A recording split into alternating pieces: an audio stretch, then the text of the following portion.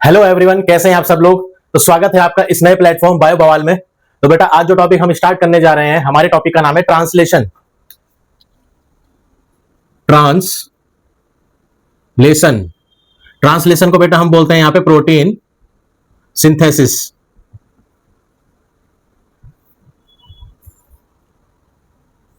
तो ट्रांसलेशन एक ऐसा प्रोसेस है जिसमें हम प्रोटीन की सिंथेसिस देखने वाले हैं। तो चलिए हम इस अपने टॉपिक को शुरू करते हैं। तो सबसे पहले मैं आपको बेसिक बता देता हूं कि प्रोकैरियोटिक सेल और यूकैरियोटिक सेल का डायग्राम क्या है और उसके अंदर प्रोटीन की सिंथेसिस कहां पे होती है। तो सबसे पहले हम यहां पे देखने जा रहे हैं प्रोकैरियोटिक सेल के अंदर। प्रोकैरियोटिक सेल के अंदर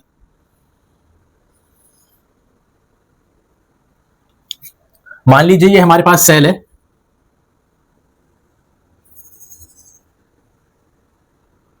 और ये है इसके अंदर साइटोप्लाज्म। ठीक है। तो प्रोकैरियोटिक सेल के अंदर जो भी हमारा जेनेटिक मटेरियल होता है वो साइटोप्लाज्म में ऐसे सस्पेंडेड होता है, इस तरीके से ऐसे करके। इसी जेनेटिक मटेरियल के साथ एंजाइम आएगा और वो एंजाइम क्या है, इस तरीके से ऐसे एमआरएनए की सिंथेसिस करेगा। ठीक है।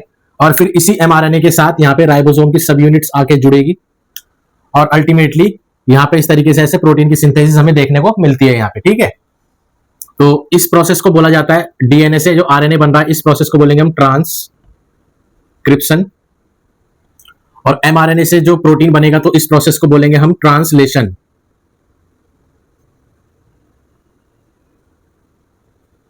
ट्रांसलेशन। ठीक है।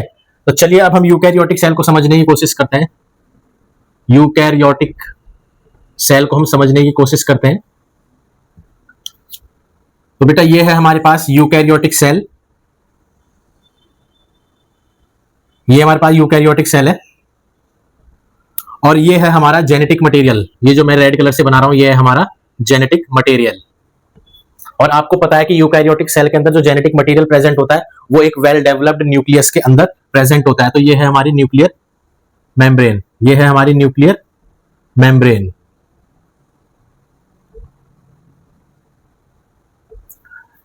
ठीक है। अब देखिए इस जेनेटिक मटेरियल के साथ कुछ एंजाइम्स आके एसोसिएटेड होंगे और ये जो है यहाँ पे ट्रांसक्रिप्शन का प्रोसेस स्टार्ट करेंगे। ट्रांसक्रिप्शन का प्रोसेस ये स्टार्ट करते हैं। तो लास्ट क्लास में हम लोगों ने देखा था जो आरएनए बन रहा था सबसे स्टार्टिंग में, वो कैसा आरएनए था यहाँ पे, एचएनआरएनए। कैसा आरएनए था वो यहाँ पे, एचएनआरएनए। एक ऐसा आरएनए जिसके अंदर एक्सोन और इंट्रॉन दोनों होते हैं। ठीक है। तो इस कंडीशन को बोलते हैं हम एचएनआरएनए। अब इस आरएनए में क्या होती थी, स्प्लाइसिंग होती थी, नॉन फंक्शनल पार्ट को हटाया जाता था। ठीक है। तो नॉन फंक्शनल पार्ट को जब हम हटाएंगे यहाँ पे तो प्रोसेस का नाम हो जाएगा यहाँ पे स्प्लाइसिंग। स्प्लाइसिंग। ठीक है। तो ये जो रेड कलर का पोर्शन है हमारा, ये है हमारा इंट्रोन। ये है हमारा इंट्रोन। तो हमें क्या करना था, इसी इंट्रोन को हमें रिमूव करना था यहाँ पे। और ये ब्लैक कलर का क्या है यहाँ पे, हमारा एक्सोन। तो जब हमने स्प्लाइसिंग का प्रोसेस किया तो हमने देखा कि भाई हमने इंट्रोन को हटा दिया था, हमारे पास क्या बचे हैं, सिर्फ और सिर्फ यहाँ पे एक्सोन बचते हैं हमारे पास, है ना, इस तरीके से। अब कुछ नए एंजाइम्स आएंगे यहाँ पे, जैसे डीएनए लाइगेज। ये क्या करेंगे, इस एक्सोन वाले फ्रेगमेंट्स को आपस में जोड़ देंगे यहाँ पे। ठीक है। तो ये इस तरीके से हमारा एमआरएनए बन जाएगा। इस कंडीशन में ये जो आरएनए बना है इसको बोलते हैं हम एमआरएनए। ठीक है। फिर ये एमआरएनए क्या करेगा, न्यूक्लियस से जो है बाहर आएगा थ्रू न्यूक्लियर पोर। कहां पे आएगा, साइटोप्लाज्म में आएगा यहाँ पे। इस तरीके से मान लो ये साइटोप्लाज्म में एमआरएनए आ गया। ठीक है। अब इस एमआरएनए के साथ क्या होगा, यहाँ पे राइबोसोम की सब यूनिट आके जुड़ेगी। ठीक है। उसके बाद क्या होगा, अल्टीमेटली यहाँ पे ऐसे प्रोटीन की सिंथेसिस होती है यहाँ पे। ठीक है। इस तरीके से ट्रांसलेशन हो जाएगा यहाँ पे, ट्रांसलेशन हो जाएगा यहाँ पे। ठीक है। तो हम ये देख रहे हैं कि प्रोकैरियोटिक सेल के अंदर जो प्रोटीन की सिंथेसिस होगी यहाँ पे, protein synthesis occurs in cytoplasm. ठीक है। प्रोकैरियोटिक सेल के अंदर जो प्रोटीन की सिंथेसिस होगी वो कहां पे होगी, हमारी साइटोप्लाज्म में होगी। ठीक है। यूकैरियोटिक सेल के लिए हम लिख लेते हैं यहां पे सबसे पहले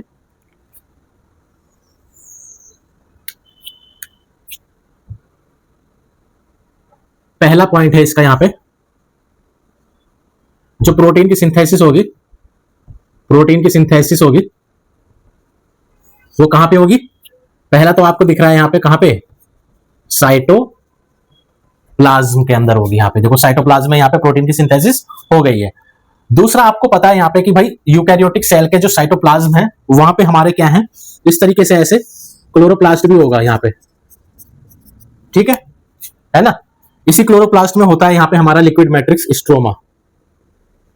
इसी स्ट्रोमा के अंदर होते हैं यहाँ पे हमारे राइबोसोम्स, ठीक है, ये होंगे हमारे राइबोसोम्स। तो ये राइबोसोम्स कहाँ है, क्लोरोप्लास्ट के स्ट्रोमा के अंदर। तो ये राइबोसोम जो है अल्टीमेटली प्रोटीन की सिंथेसिस करवाएंगे। तो नेक्स्ट पॉइंट आप यहां पे लिख सकते हो, इन स्ट्रोमा ऑफ क्लोरोप्लास्ट। क्लोरोप्लास्ट के स्ट्रोमा में भी प्रोटीन की सिंथेसिस होती है, ठीक है। नेक्स्ट आपको पता है कि भाई ये जो है हमारा माइटोकॉन्ड्रिया है, ये है हमारा माइटोकॉन्ड्रिया साइटोप्लाज्म, और ये है हमारा क्लोरोप्लास्ट। अब आपको पता है कि इस वाले मैट्रिक्स को हम क्या बोलते हैं, माइटोकॉन्ड्रियल मैट्रिक्स। इसी के अंदर हमारे इस तरीके से ऐसे राइबोसोम्स होते हैं यहां पे ऐसे करके, ठीक है। तो ये भी यहां पे प्रोटीन की सिंथेसिस करेंगे यहां पे, ठीक है।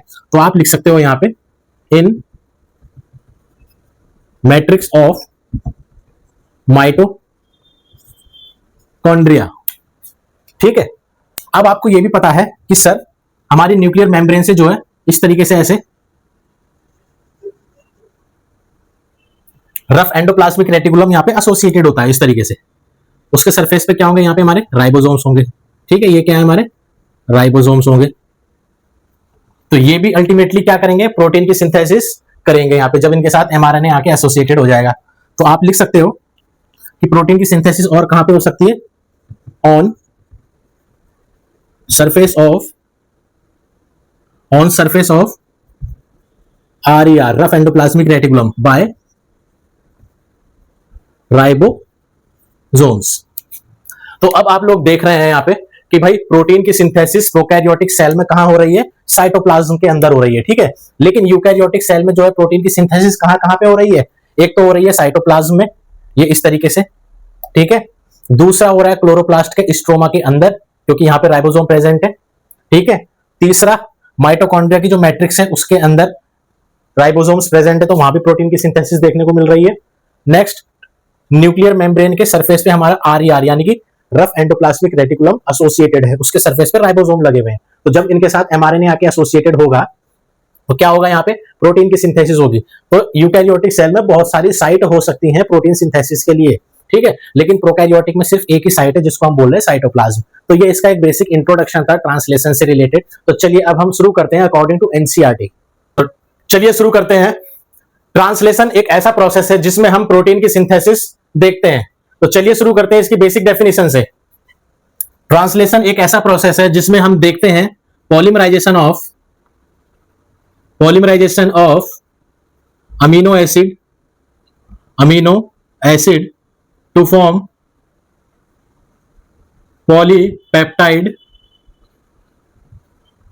चेन, जिसको हम क्या बोलते हैं यहां पे, प्रोटीन, ठीक है। जिसको हम क्या बोल रहे हैं यहां पे, प्रोटीन। दूसरा पॉइंट आपको याद रखना है, ये जो ऑर्डर है, order and sequence of amino acid is defined by the sequence of basis on mRNA। तो प्रोटीन की चेन के अंदर अमीनो एसिड का क्या ऑर्डर है, क्या सीक्वेंस है, ये किस पे डिपेंड होता है, ये डिपेंड होता है हमारे mRNA के ऊपर जो बेसिस प्रेजेंट होते हैं, ठीक है। यानी कि हम कोडोन की बात करें तो कोडोन क्या करता है, डिसाइड करता है कि कौन सा अमीनो एसिड फर्स्ट पोजीशन पे आएगा, कौन सा अमीनो एसिड सेकंड पोजीशन पे आएगा, ठीक है। तो अल्टीमेटली हम ये देखते हैं कि change in amino acid leads to change in nature, function and structure of protein. अगर हम किसी प्रोटीन की चेन के अंदर अमीनो एसिड के सीक्वेंस को चेंज कर दें तो वो प्रोटीन का नेचर बदल जाता है, उसका फंक्शन बदल जाता है, उसके स्ट्रक्चर बदल जाते हैं। तो अल्टीमेटली प्रोटीन किसके ऊपर डिपेंड करता है, अमीनो एसिड के ऊपर डिपेंड करता है। अगर हमने अमीनो एसिड को चेंज कर दिया तो प्रोटीन भी यहाँ पे अल्टीमेटली चेंज हो जाएंगे यहाँ पे, ठीक है। अब ये जो हमारे प्रोटीन्स हैं ये क्या है, एक तरीके की अमीनो एसिड की चेन है यहाँ पे। ये प्रोटीन्स जो है हमारे, ये जो प्रोटीन होते हैं, ये प्रोटीन क्या है हमारी, चेन ऑफ अमीनो एसिड, ठीक है ना। और ये जो यहां पे बॉन्ड बनते हैं अमीनो एसिड के बीच में, बॉन्ड बिटवीन अमीनो एसिड का जो बनता है उसको बोलते हैं पेप्टाइड बॉन्ड। इन बॉन्ड्स को हमने क्या बोला है, पेप्टाइड बॉन्ड। और ये जो पेप्टाइड बॉन्ड है, ये बॉन्ड बनने के लिए यहां पे एनर्जी की रिक्वायरमेंट होती है यहां पे, ठीक है, needs energy for formation of bond, ठीक है। तो ये हमें कुछ इंट्रोडक्शन में दिया गया था एनसीईआरटी में, जो आपको समझनी थी चीजें। अब नेक्स्ट पॉइंट आपको इसमें क्या समझना है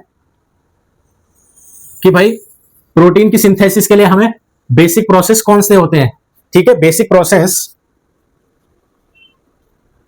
प्रोसेस फॉर प्रोटीन सिंथेसिस, ठीक है, basic process for protein synthesis.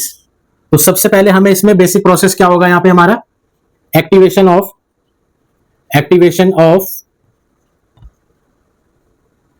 Amino acid को हमें एक्टिवेट करना पड़ेगा एनर्जी देके, ठीक है। दूसरा हमें क्या करना पड़ेगा, लोडिंग ऑफ टीआरएनए, जिसको हम क्या बोलते हैं यहां पे, चार्जिंग ऑफ टीआरएनए, यानी कि टीआरएनए के साथ हमें एक्टिवेटेड अमीनो एसिड को अटैच करना पड़ेगा, क्योंकि टीआरएनए के पास होते हैं एंटीकोडोन, और ये क्या करेगा, एमआरएनए के पास जाएगा, उनके कोडोन को रीड करने में मदद करेगा, और फाइनली ये अमीनो एसिड को कोड करेंगे, ठीक है। तो इस तरीके से हमें इसको पहले एक्टिवेट करना पड़ेगा, टीआरएनए को लोड करना पड़ेगा, इसके ऊपर अटैच करना पड़ेगा हमें एक्टिवेटेड अमीनो एसिड को, ठीक है। उसके बाद इसमें प्रोसेस होता है यहाँ पे, प्रोसेस ऑफ ट्रांसलेशन। तो प्रोसेस ऑफ ट्रांसलेशन के लिए हमारे पास यहां पे 3 स्टेप होते हैं, 3 स्टेप। फर्स्ट स्टेप में होता है यहां पे हमारा इनिशिएशन स्टेप, ठीक है। नेक्स्ट स्टेप होता है इसमें हमारा इलोंगेशन स्टेप, और थर्ड होता है इसमें हमारा टर्मिनेशन स्टेप, ठीक है। तो इनिशिएशन स्टेप में क्या होगा, सारी की सारी जो कंपोनेंट रिक्वायरमेंट्स है प्रोटीन सिंथेसिस के लिए, उनका एक कॉम्प्लेक्स तैयार होगा। तो कौन कौन सी चीजें हमें चाहिए होती है इनिशिएशन स्टेप में, तो देखिए सबसे पहले हमें चार्जिंग टीआरएनए हमें चाहिए, उसके बाद हमें चाहिए इसमें राइबोसोम की दोनों सब यूनिट्स, ठीक है। एनर्जी मॉलिक्यूल हमें चाहिए यहाँ पे जीटीपी, मैग्नीशियम आयन हमें चाहिए, क्योंकि राइबोसोम की सब यूनिट को जोड़ने के लिए मैग्नीशियम आयन भी बहुत जरूरी है, ठीक है। प्रोसेस को स्टार्ट करने के लिए हमें इनिशिएशन फैक्टर चाहिए, ठीक है। अगर प्रोकैरियोटिक सेल में हम देख रहे हैं तो प्रोकैरियोटिक इनिशिएशन फैक्टर चाहिए, और अगर हम यूकैरियोटिक सेल देख रहे हैं तो यूकैरियोटिक इनिशिएशन फैक्टर हमें चाहिए यहाँ पे, ठीक है। तो ये चीजें हमें चाहिए होती है यहाँ पे इनिशिएशन स्टेप के लिए। फिर इलोंगेशन स्टेप में हमें क्या चाहिए, एक ऐसे फैक्टर चाहिए जो हमारे प्रोसेस को जो है कंटिन्यूअसली रन करता रहे, यानी कि हमारी अमीनो एसिड की चेन को इलोंगेट करता रहे यहाँ पे, ठीक है, हेल्प करता रहे। उसके बाद टर्मिनेशन स्टेप में हमें कुछ ऐसे फैक्टर चाहिए जिसकी वजह से हमारी ये प्रोटीन की सिंथेसिस रुक जाती है यहाँ पे, ठीक है। तो ये कुछ इसकी बेसिक रिक्वायरमेंट्स होती है स्टेप्स के अंदर, जो हम आगे डिटेलिंग में देखने वाले हैं, ठीक है। उसके बाद हमें पता है कि भाई ये जो हमारी प्रोटीन की सिंथेसिस होने वाली है, ये जो हमारी प्रोटीन की सिंथेसिस होने वाली है यहाँ पे, ये होगी हमारी राइबोसोम की मदद से। राइबोसोम को हमने क्या बोला है यहाँ पे, प्रोटीन फैक्ट्री,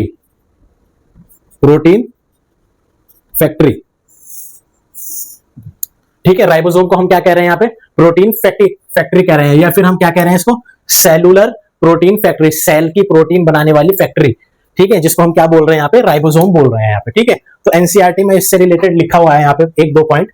तो पहला पॉइंट इन्होंने यहाँ पे लिखा है एनसीईआरटी में कि भाई ये जो हमारे राइबोसोम होते हैं, इन इट्स इनएक्टिव स्टेट, ये जो राइबोसोम होते हैं हमारे, राइबोसोम्स प्रेजेंट इन इट्स सब यूनिट्स, यानी कि ये जो राइबोसोम है, जैसे मान लो अगर हम 70S की बात कर रहे हैं, तो इसमें हमारा 30S और 50S हमारा क्या होगा, दोनों अलग अलग यूनिट में प्रेजेंट होगा। एक्टिव हम कब बोलेंगे, जब ये दोनों के दोनों यूनिट आपस में एसोसिएटेड हो जाएंगे प्रोटीन बनाने के लिए एमआरएनए के साथ। ठीक है, तो ये लाइन आपको बहुत अच्छे से याद रखनी है यहाँ पे। ठीक है, उसके बाद इसमें नेक्स्ट पॉइंट लिखना है आपको यहाँ पे, जो स्ट्रक्चरल आरएनए होता है, स्ट्रक्चरल आरएनए की फॉर्मेशन के लिए, ठीक है, requires 80 different types of proteins।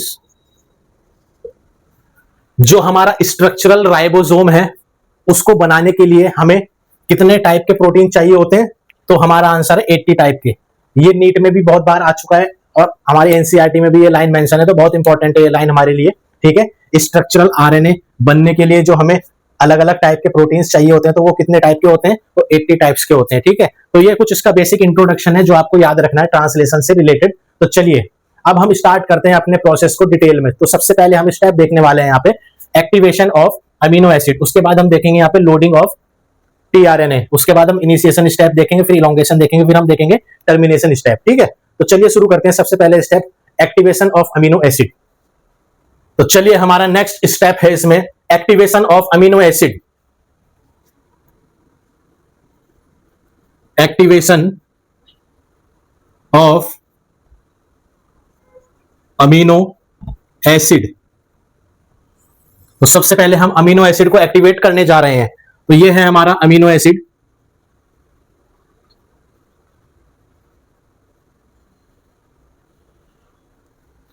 हम इसको एक्टिवेट करेंगे एनर्जी देके, एटीपी देके। ठीक है, हमने इसको क्या दिए यहाँ पे, एनर्जी दिए, एटीपी दिए, और ये सारा का सारा काम चलेगा एंजाइम की प्रेजेंस में। एंजाइम की प्रेजेंस में, एंजाइम का नाम है यहाँ पे amino acyl, amino acyl tRNA synthetase के। ये प्रोसेस यहां पे कैसे चलने वाला है, देखो एटीपी को हम इस तरीके से लिख सकते हैं, ए एस ट्राइफॉस्फेट, एडेनिन के साथ शुगर और ट्राइफॉस्फेट। अब होगा क्या, यहां पे रिलीज हो जाएगा यहां से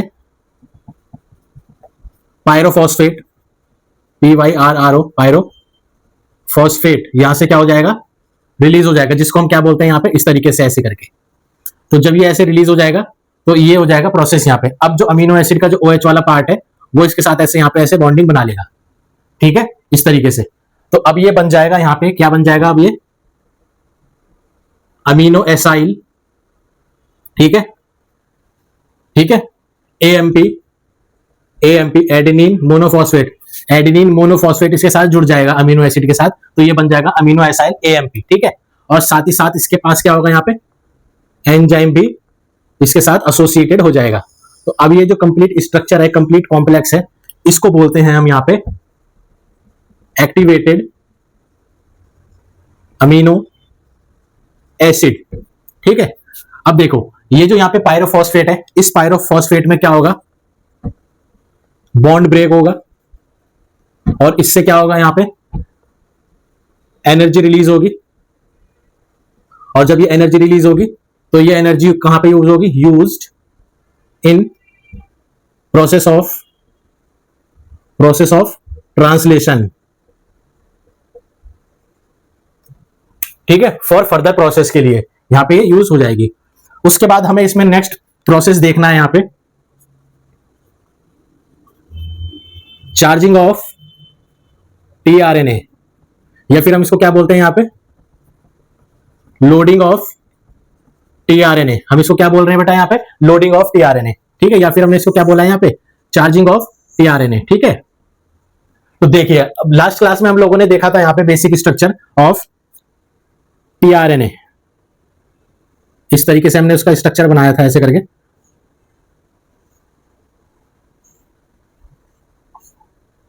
ठीक है, ये था हमारा TSIC लूप, ये था हमारा एंटीकोडोन लूप, और ये था हमारा DHU लूप। ये था हमारा क्या, DHU लूप। और आपको पता है DHU लूप क्या करता है, ये करेगा रिकॉग्नाइज एंजाइम। ये क्या करेगा, रिकॉग्नाइज एंजाइम। ठीक है, ये एंजाइम को क्या करेगा, रिकॉग्नाइज करेगा। मान लो ये हमारे पास एंजाइम है, और ये हमारे पास AMP है, और ये हमारे पास अमीनो एसाइल है, अमीनो एसाइल। ठीक है, तो ये था हमारे पास इस तरीके से कॉम्प्लेक्स। तो अब ये क्या करेगा, इसको रिकॉग्नाइज कर लेगा एंजाइम को, और जब ये एंजाइम को रिकॉग्नाइज कर लेगा तो ये कुछ इस तरीके से हमें स्ट्रक्चर देखने को मिलता है यहां पे ऐसे करके। देखो ये हमारे पास tRNA है इस तरीके से। ठीक है, जब एंजाइम को ये रिकॉग्नाइज कर लेगा DHE लूप, तो क्या होगा यहाँ पे, अब ये जो हमारा अमीनो एसाइल है ये इसके साथ आके जुड़ जाएगा यहाँ पे,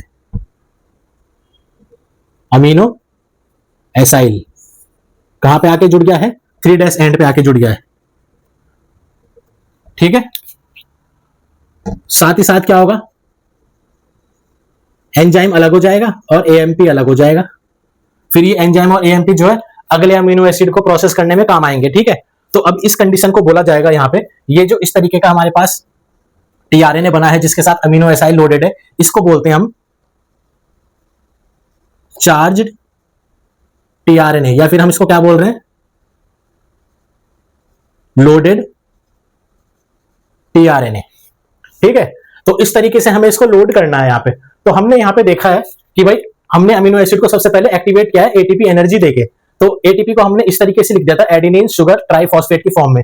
तो पायरोफॉस्फेट यहाँ से रिलीज हो जाता है, जो आगे चल के इनके बीच में बॉन्ड ब्रेक होकर एनर्जी रिलीज होगी, यही एनर्जी आगे प्रोसेस में भी काम आती है। ठीक है, साथ ही साथ क्या होगा, इस अमीनो एसिड का OH वाला पार्ट जो इस फॉस्फेट के साथ जुड़ के बना लेगा amino acyl AMP enzyme complex. ठीक है, क्योंकि ये सारा का सारा प्रोसेस जो एंजाइम की प्रेजेंस में काम चल रहा है। एंजाइम का नाम है अमीनो एसाइल tRNA सिंथेटेज। ठीक है, उसके बाद हमने क्या किया है, इस एक्टिवेटेड अमीनो एसिड को हमने tRNA के साथ लोड करना था, चार्ज करना था इसको। ठीक है, जिसको हम बोलते हैं यहाँ पे लोडिंग ऑफ tRNA या चार्जिंग ऑफ tRNA।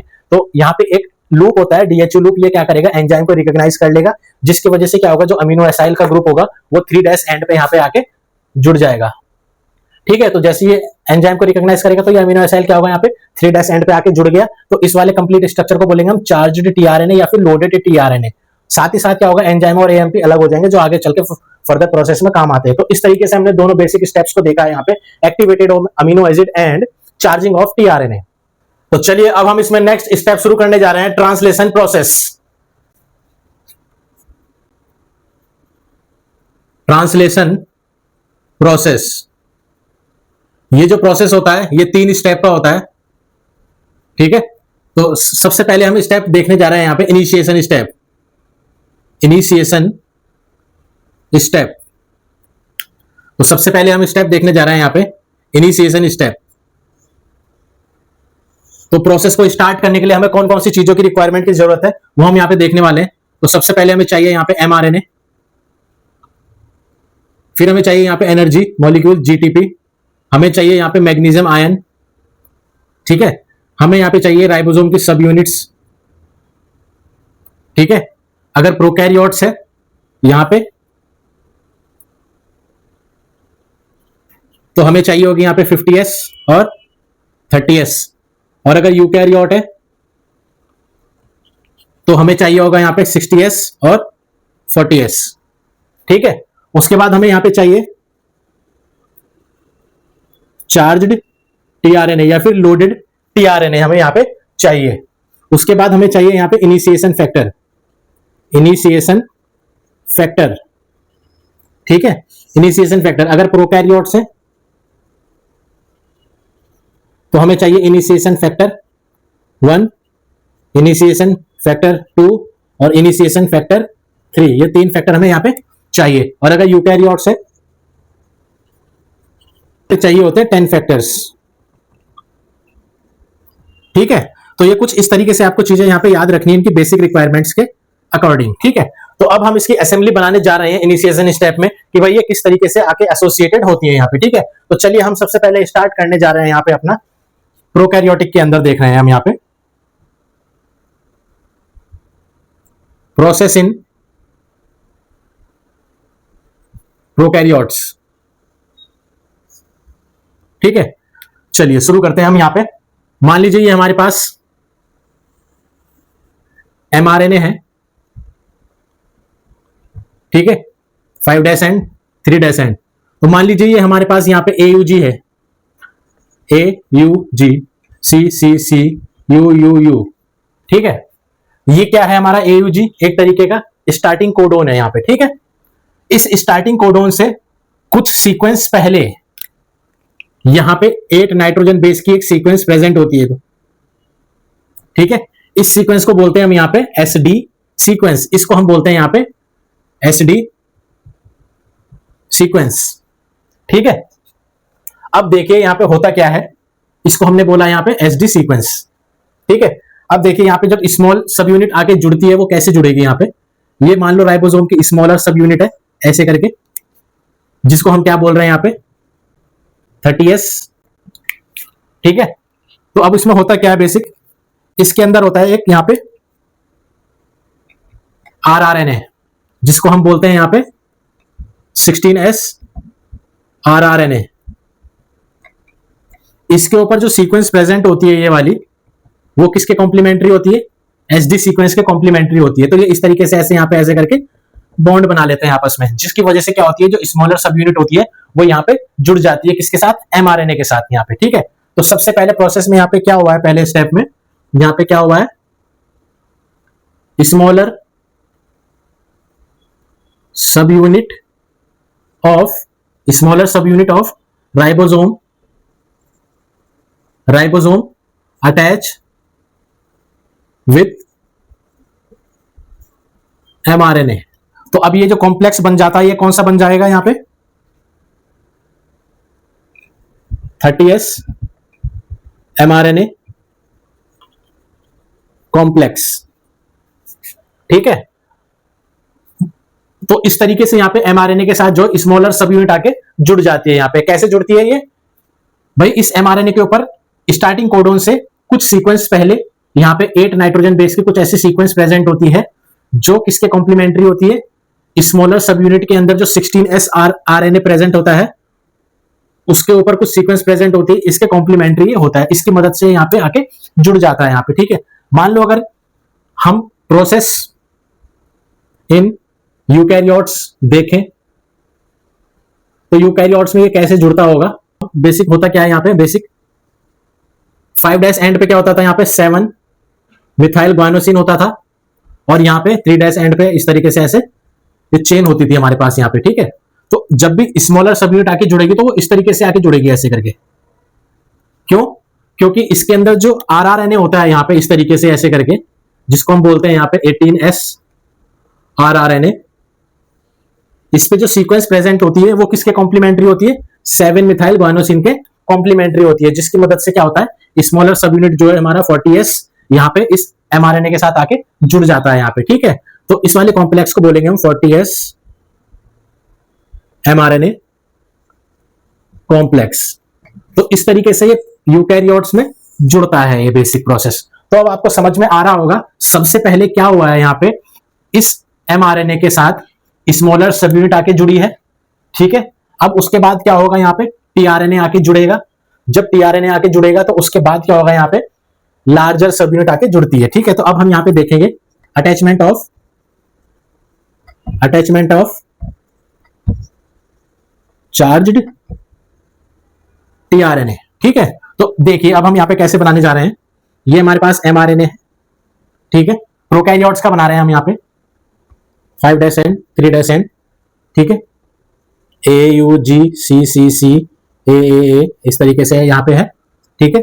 और ये सीक्वेंस हमारे पास कुछ ऐसे प्रेजेंट था यहाँ पे इस तरीके से ऐसे, तो इसने बॉन्ड बना लिया था यहाँ पे, और ये यहाँ पे हमारी जो है स्मॉलर सब यूनिट आके ऐसे जुड़ी हुई थी, ठीक है। और यहाँ पे इनके बीच में इस तरीके का ऐसे बॉन्ड हमें यहाँ पे देखने को मिल गया था यहाँ पे, ठीक है। अब क्या होगा, यहाँ पे टीआरएनए आएगा, और इस टीआरएनए के पास जो है इस तरीके का, ये हमारे पास टीआरएनए है, इस टीआरएनए के पास हमारे पास क्या होंगे, एंटीकोडॉन पे कुछ नाइट्रोजन बेस प्रेजेंट होंगे। तो ए के साथ कौन कॉम्प्लीमेंट्री होगा, यहाँ पे यू होगा, यू के लिए ए होगा और जी के लिए सी होगा।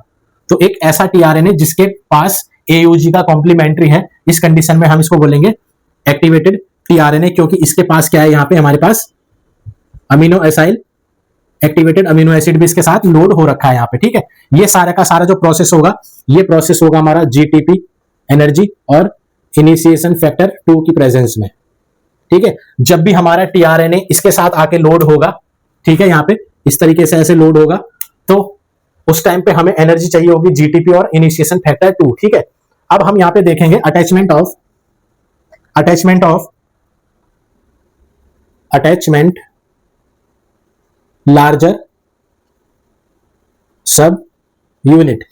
ठीक है, तो अब देखो इस एमआरएनए के साथ ही स्मॉलर सब यूनिट भी जुड़ी हुई है जिसको हम बोल रहे हैं यहाँ पे 30s, और यहाँ पे टीआरएनए भी जुड़ गया है। तो अब इस कॉम्प्लेक्स का नाम क्या हो जाएगा यहाँ पे 30s। ठीक है, 30s टीआरएनए एमआरएनए कॉम्प्लेक्स, ये इसका नाम हो जाएगा यहाँ पे। ठीक है, कॉम्प्लेक्स का नाम हो जाएगा यहाँ पे। ठीक है, तो अब हम यहाँ पे देख रहे हैं कि भाई अब हमें क्या करना है, इसके साथ बड़ी वाली सब यूनिट को जोड़ना है यहाँ पे हमें। ठीक है, तो बड़ी वाली सब यूनिट को हम कैसे जोड़ेंगे, यहाँ पे देखो ये है हमारे पास एमआरएनए, ये हमारे पास AUG इस तरीके से 5' और 3'। ठीक है, ये हमारी सब यूनिट है स्मॉल वाली, जिसके साथ ये इस तरीके से ऐसे जुड़ रखा है यहाँ पे हमारा कॉम्प्लेक्स। ठीक है, ये वाला कॉम्प्लेक्स ऐसे करके यहाँ पे ऐसे करके जुड़ा हुआ है। इसके साथ हमारा टीआरएनए भी जुड़ा हुआ है ऐसे करके। ठीक है, यहाँ पे हमारा UAC, ये इस तरीके से यहाँ पे ऐसे बॉन्डिंग हो रखी है इनके बीच में। ठीक है, और यहाँ पे हमारा अमीनो एसिड भी जुड़ा हुआ है। ठीक है, तो अब हमें यहाँ पे क्या करना है, यहाँ पे बड़ी वाली सब यूनिट को जोड़ना है। तो ये है हमारी बड़ी वाली सब यूनिट, इस तरीके से है हमारी बड़ी वाली सब unit.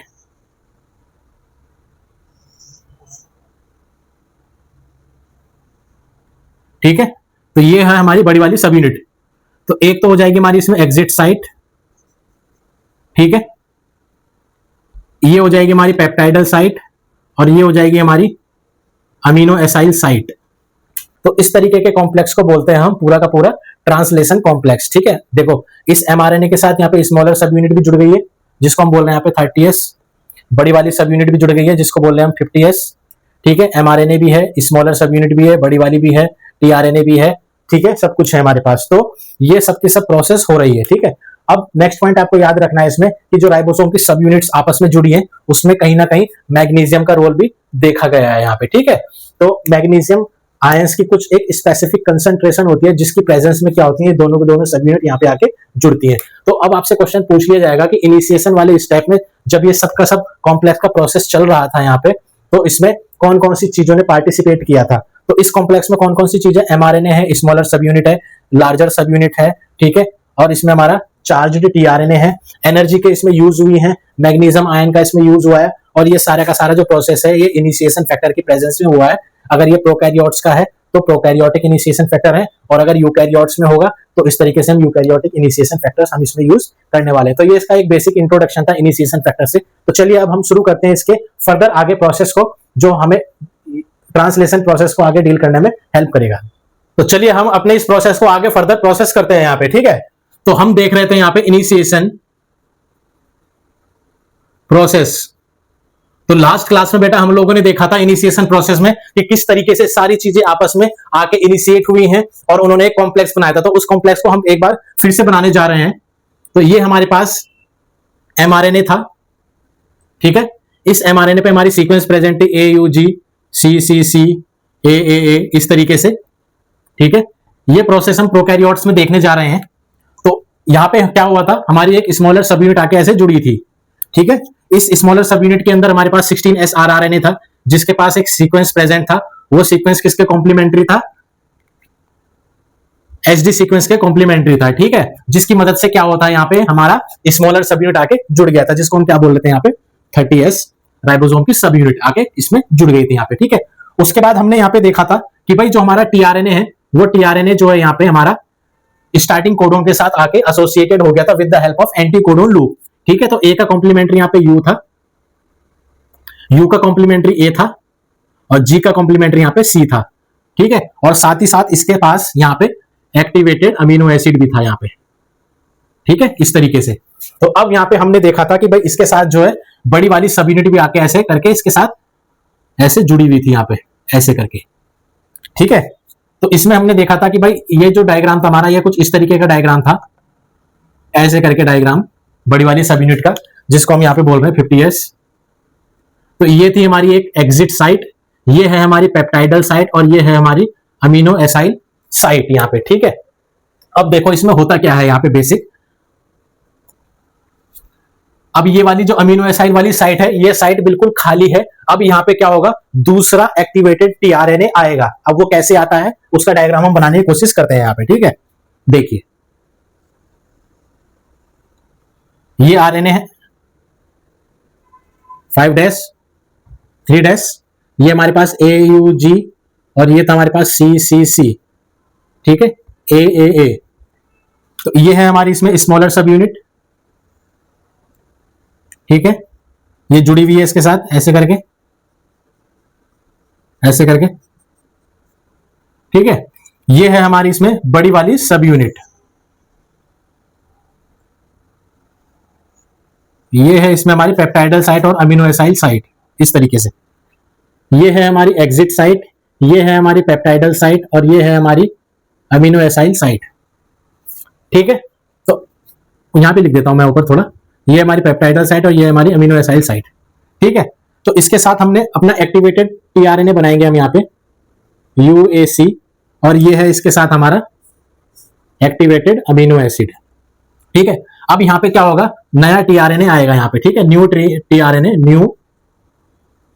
TRNA attach eight amino acyl site, जिसको हम किससे रिप्रेजेंट कर रहे हैं, ए से रिप्रेजेंट कर रहे हैं यहाँ पे, ठीक है।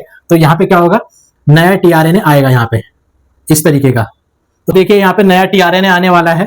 तो नया टीआरएनए यहाँ पे जब आता है तो इसके पास यहाँ पे क्या होगा, जी होगा, और यहाँ पे क्या होगा, इसके पास एक अमीनो एसिड होगा, यहाँ पे एक्टिवेटेड अमीनो एसिड होगा इसके पास, ठीक है। और ये सारे का सारा प्रोसेस किस में चल रहा है, ये सारे का सारा प्रोसेस चल रहा है हमारा इलोंगेशन फैक्टर, ठीक है, U and elongation factor T, और ये हो जाएगा हमारा एनर्जी मॉलिक्यूल GTP की मदद से। तो अब देखिए यहाँ पे होता क्या है, बेसिक प्रोसेस अब यहाँ पे इलोंगेशन होने जा रहा है यहाँ पे बेसिक। अब यहाँ पे क्या होगा, जो पेप्टाइडल साइट वाला जो टीआरएनए है एट पेप्टाइडल साइट टीआरएनए, ठीक है, break, then immediately energy release, और ये एनर्जी जो होगी यहां पे helps in peptide bond formation, ठीक है। कैसे होगा देखिए, इस डायग्राम को हम आगे फर्दर बना रहे हैं यहाँ पे ऐसे करके, इस डायग्राम को हम यहाँ पे बनाने जा रहे हैं, ठीक है। कैसे होगा ये प्रोसेस देखिए, ये एमआरएनए है हमारे पास, ठीक है, AUG CCC AAA ऐसे करके, ठीक है। ये है हमारी इसमें सब यूनिट, ठीक है, ये है हमारी इसमें बड़ी वाली सब यूनिट इस तरीके से, और ये हमारा टीआरएनए, ये है हमारा टीआरएनए ऐसे करके, और ये इसके पास अमीनो एसिड, ये है इसके पास अमीनो एसिड, ठीक है, और ये है इसके कॉम्प्लीमेंट्री UAC GGG, ठीक है। अब देखिए होता क्या है यहाँ पे, जैसे यहाँ पे ये टीआरएनए रिलीज होगा, ठीक है, और ये एग्जिट साइड से क्या होगा, रिलीज हो जाएगा, ठीक है, एग्जिट टीआरएनए, ठीक है। तो इमीडिएटली क्या होगा, इनके बीच में ऐसे एनर्जी यहाँ पे बॉन्ड बना लेगी। तो देखिए इस तरीके से यहाँ पे अमीनो एसिड के बीच में बॉन्ड बनने जा रहे हैं यहाँ पे, ठीक है। तो इस तरीके से ये प्रोसेस यहाँ पे चलता रहता है, ठीक है। अब नेक्स्ट प्रोसेस में क्या होगा, फिर से नया टीआरएनए आएगा और एक जीटीपी खर्च होगा, ये राइबोसोम इधर खिसक जाएगा। तो ये कैसे होगा इसका डायग्राम, इस डायग्राम को हम बनाने की कोशिश करते हैं यहाँ पे, ठीक है। तो अब देखते हैं हम यहाँ पे ये प्रोसेस कैसे चल रहा है। ये AUG, नेक्स्ट हमारे पास CCC, फिर AAA ऐसे करके, ठीक है। तो ये थी हमारे पास राइबोसोम की सब यूनिट, और ये है हमारे पास राइबोसोम की बड़ी वाली सब यूनिट। ये हमारे पास दो अलग अलग साइट, ये हो जाएंगे इसकी एग्जिट साइट, ये हो जाएगी पेप्टाइडल साइट, और ये हो जाएगी हमारी अमीनो एसाइड साइट। तो अब इस तरीके से जो हमारे पास यहाँ पे होगा वो कैसा होगा, GGG, और इसके पास क्या होगा यहाँ पे, अब अमीनो एसिड और अमीनो एसिड ऐसे होगा। अब सेम प्रोसेस चला होगा यहाँ पे, ठीक है। Same process for attachment of new tRNA. तो नया टीआरएनए अटैच होने के लिए ये वाला प्रोसेस सेम चला होगा, ठीक है। तो यहां पे ऐसे आया होगा इस तरीके से, तो अब ये यहां पे ऐसे रहा होगा, इसके पास एक खुद का अमीनो एसिड रहा होगा, ठीक है। तो अब यहां पे ये कैसे रहा होगा, देखिए आगे सेम प्रोसेस चल रहा होगा, ये वाला प्रोसेस सेम चला होगा, ठीक है। तो आगे ये कैसा दिखाई देगा हमें, आगे हमें ऐसा दिखाई देगा बेटा, देखो AUG, ठीक है, CCC, AAA, GGG, मान लेते हैं हम, यहां पे ऐसे होगा, ठीक है। तो अब ये प्रोसेस हमें कैसा दिखाई देगा, ये देखो, ये तो स्मॉलर सब यूनिट थी, ये बड़ी वाली सब यूनिट है, ये इस तरीके से ऐसे यहां पे ऐसे दिखाई देगा। देखो अब ये कैसे होगा, यहां पे जैसे यहां पे देखो, पहले मैं ये बना लेता हूं, GGG, amino acid, amino acid, ठीक है। और इसके पास एक खुद का टीआरएनए था यहाँ पे UUU, ठीक है। इसके पास भी अपना खुद का एक अमीनो एसिड है। तो अब होगा क्या यहां से, ये तो थी हमारी पेप्टाइडल साइट, ये हमारी अमीनो एसिड साइट और ये हमारी एग्जिट साइट। तो जैसे ये बॉन्ड यहाँ पे ऐसे ब्रेक होगा ऐसे करके, तो ये जो टीआरएनए होगा ये क्या हो जाएगा, यहां से एग्जिट हो जाएगा और इनके बीच में ऐसे करके यहाँ पे ऐसे बॉन्ड बन जाएगा। तो अब आप लोग देख रहे होंगे यहाँ पे कि भाई पहले तो यहाँ पे सिर्फ एक ही अमीनो एसिड था, जैसे नया टीआरएनए आया यहाँ पे, तो अब इन दोनों के बीच में ये जो टीआरएनए है ये वाला यहाँ से हट जाएगा और इस एनर्जी से इन दोनों के बीच में यहाँ पे बॉन्ड बन जाएगा। देखो यहाँ पे बन गया है बॉन्ड, ठीक है। अब फिर से फर्दर प्रोसेस हुआ होगा, ये राइबोसोम की सब यूनिट आगे खिसकी होगी, ठीक है। उसके बाद नया टीआरएनए आया होगा, ठीक है। नया टीआरएनए जब आता है तो देखिए इस तरीके से फिर से वही इसके बीच में यहाँ से बॉन्ड टूटा होगा, टीआरएनए एग्जिट हुआ होगा और उसी एनर्जी से इसके और इसके बीच में यहाँ पे देखो बॉन्ड बन गया होगा। तो इस तरीके से प्रोसेस यहाँ पे हमें इलोंगेशन होता हुआ दिखाई दे रहा है। तो ये प्रोसेस हमें आगे कैसा दिखाई दे रहा है, यहाँ पे इलोंगेशन वाला प्रोसेस हमें यहाँ पे दिखाई दे रहा है यहाँ पे, ठीक है। तो इलोंगेशन के लिए हमें यहाँ पे एनर्जी तो चाहिए ही होगी हमेशा, always need 1 GTP for translocation of ribosome सब यूनिट। तो राइबोसोम की सब यूनिट को आगे खिसकने के लिए, ट्रांसलोकेट होने के लिए हमेशा एक ना एक जीटीपी की खर्च तो होगी ही होगी यहाँ पे, ठीक है। तो इस तरीके से ये बेसिक प्रोसेस आप यहाँ पे देखने जा रहे हैं यहाँ पे। तो चलिए अब हम यहाँ पे देखते हैं कि भाई ये प्रोसेस यहाँ पे कैसे स्टॉप होता है। तो यहाँ पे कुछ हमारे, जैसे मान लीजिए अब इस प्रोसेस को अगर हमें स्टॉप करना है तो अब क्या होगा यहाँ पे बेसिक प्रोसेस,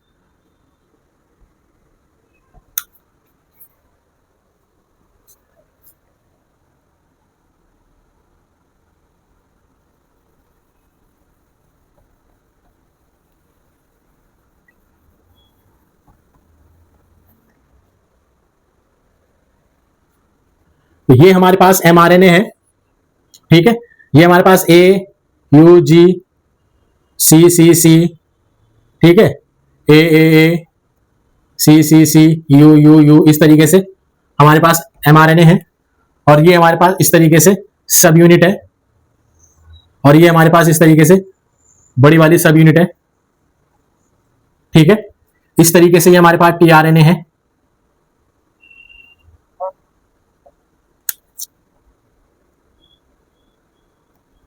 इस तरीके से हमारे पास टीआरएनए है AAA और ये हमारे पास अमीनो एसिड ऐसे जुड़े हुए हैं बहुत सारे,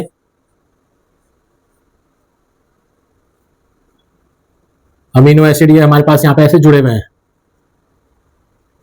ऐसे करके। तो अब इस प्रोसेस को हमें क्या करना है, स्टॉप करना है। अब इस प्रोसेस को हमें क्या करना है, यहाँ पे स्टॉप करना है। तो प्रोसेस का नाम हो जाएगा टर्मिनेशन। टर्मिनेशन ये क्या कर देगा, प्रोसेस को क्या कर देगा, ये स्टॉप कर देगा यहाँ पे, ठीक है। तो यहाँ पे होंगे टर्मिनेटर फैक्टर्स। तो यहाँ पे कौन होंगे, टर्मिनेटर फैक्टर आएंगे और वो क्या करेंगे, इस प्रोसेस को यहाँ पे तोड़ देंगे, ठीक है। तो ये क्या करते हैं बेसिकली, ये कर देंगे ब्रेक बॉन्ड ऑफ टीआरएनए। तो ये क्या करेंगे, यहां से टीआरएनए का बॉन्ड को ब्रेक कर देंगे, जो किसकी प्रेजेंस में होगा, नीड्स जीटीपी एनर्जी। तो जीटीपी एनर्जी हमें चाहिए इस प्रोसेस को करने के लिए, जीटीपी एनर्जी हमें यहाँ पे चाहिए होगी इस प्रोसेस को फर्दर करने के लिए। तो ये जो यहाँ पे इस तरीके से ऐसे जीटीपी आएगा, ये क्या कर देगा, ब्रेक कर देगा, ब्रेक बॉन्ड, जिसकी वजह से क्या होगा यहाँ पे स्टॉप प्रोसेस। ठीक है, प्रोसेस क्या हो जाएगा यहाँ पे स्टॉप हो जाएगा। तो इस तरीके से हम यहाँ पे देख रहे हैं कि भाई initiation, elongation and termination factor में ये किस तरीके से काम करते हैं यहाँ पे। ठीक है, तो अब देखिए यहाँ पे आपको इसमें एक न्यूमेरिकल पूछा जाता है, वो न्यूमेरिकल कैसा है देखिए, मैं आपको बता देता हूं यहाँ पे। फॉर 25 अमीनो एसिड के लिए हमारे पास कितने एटीपी खर्च होंगे और कितने जीटीपी हमें चाहिए। ठीक है, 25 अमीनो एसिड्स के लिए। तो देखिए जो सबसे पहले वाला अमीनो एसिड था उसको एक्टिवेट करने के लिए हमें 1 एटीपी चाहिए था, है ना। ठीक है, और उसको जब हमने लोड किया था टीआरएनए के ऊपर, तो उस टीआरएनए को एमआरएनए के पास लाने के लिए 1 जीटीपी खर्च हुआ था हमारा। तो पहले वाले अमीनो एसिड के लिए क्या होगा, हमारे पास 1 एटीपी और 1 जीटीपी। जैसे मान लो ये फर्स्ट अमीनो एसिड है, फर्स्ट अमीनो एसिड के लिए 1 एटीपी और 1 जीटीपी। उसके बाद सेकंड अमीनो एसिड के लिए 1 एटीपी तो हमें चाहिए ही होगा, उस टीआरएनए को लाने के लिए 1 जीटीपी भी चाहिए, और साथ ही साथ राइबोसोम को आगे खिसकाने के लिए 1 जीटीपी और चाहिए, यानी कि दूसरे वाले अमीनो एसिड के लिए यहाँ पे 2 जीटीपी खर्च हो जाएंगे यहाँ पे। तो ऐसे यहाँ पे हमारे पास 25 अमीनो एसिड है। ठीक है, तो इनके लिए 25 एटीपी चाहिए हमें। ठीक है, तो 25 एटीपी हमें चाहिए। ठीक है, और 1 जीटीपी हमें लास्ट वाले प्रोसेस को रोकने के लिए चाहिए। तो यहां पे बचेंगे देखो 25 अमीनो एसिड के लिए हमें 49 जीटीपी प्लस ये वाला, क्योंकि देखो ये हमारे पास 25 थे, है ना। तो पहले वाले के लिए हमारे पास 1 एटीपी और 1 जीटीपी, बाकी नीचे वालों के लिए हमारे पास कितने बचे, 24 बचे। तो 24 के लिए 1 एटीपी और 2 जीटीपी, यानी कि 1 एटीपी चाहिए होगा और 2 जीटीपी चाहिए होंगे 24 के लिए। तो 24 एटीपी प्लस 48 जीटीपी। ठीक है, एक ये हो जाएगा 25 एटीपी और एक ये हो जाएगा जीटीपी, तो कितना हो जाएगा 49 जीटीपी हो जाएगा। और इसको रोकने के लिए हमें एक और चाहिए होगा तो 50 जीटीपी हो जाएंगे। तो टोटल हमें चाहिए होंगे यहाँ पे 50 जीटीपी। ठीक है ना, 50 जीटीपी। तो ये बेसिक कैलकुलेशन है जो आपको न्यूमेरिकल में पूछी जाती है। तो आप इसको सिंपल लिख लीजिए, याद करिए जितने अमीनो एसिड है उतने एटीपी चाहिए और उसका डबल हमें जीटीपी चाहिए, इसका शॉर्टकट है बस।